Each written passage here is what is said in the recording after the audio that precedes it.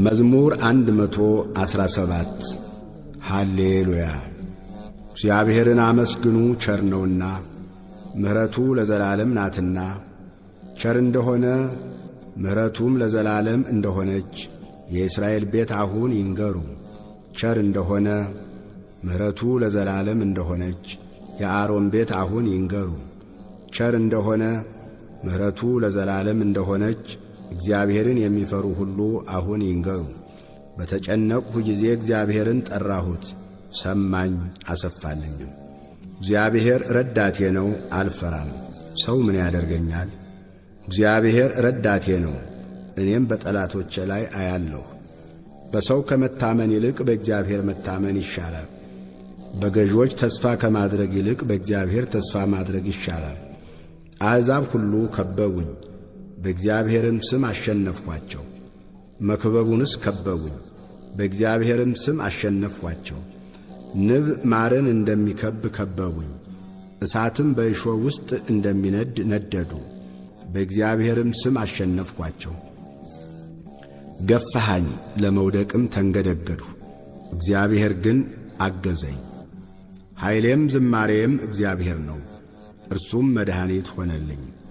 የእልልታና የመድኃኒት ድምፅ በጻድቃን ድንኳን ነው። የእግዚአብሔር ቀኝ ኃይልን አደረገች፣ የእግዚአብሔር ቀኝ ከፍ ከፍ አደረገችኝ። የእግዚአብሔር ቀኝ ኃይልን አደረገች፣ አልሞትም በሕይወት እኖራለሁ እንጂ። የእግዚአብሔርንም ሥራ እናገራለሁ። መገሰጽስ እግዚአብሔር ገሰጸኝ፣ ለሞት ግን አልሰጠኝም። የጽድቅን ደጆች ክፈቱልኝ፣ ወደ እነርሱ ገብቼ እግዚአብሔርን አመሰግናለሁ። ይህች የእግዚአብሔር ደጅ ናት፣ ወደ እርሷ ጻድቃን ይገባሉ። ሰምተኸኛልና መድኃኒትም ሆነኸኛልና አመሰግንሃለሁ። ግንበኞች የናቁት ድንጋይ እርሱ የማዕዘን ራስ ሆነ። ይህች ከእግዚአብሔር ዘንድ ሆነች፣ ለዓይናችንም ድንቅ ናት። እግዚአብሔር የሠራት ቀን ይህች ናት። ሐሴትን እናድርግ፣ በእርሷም ደስ ይበለን። አቤቱ እባክህ አሁን አድን፣ አቤቱ እባክህ አሁን አቅና። በእግዚአብሔር ስም የሚመጣ ቡሩክ ነው። ከእግዚአብሔር ቤት መረቅናችሁ። እግዚአብሔር አምላክ ነው፣ ለእኛም በራልን።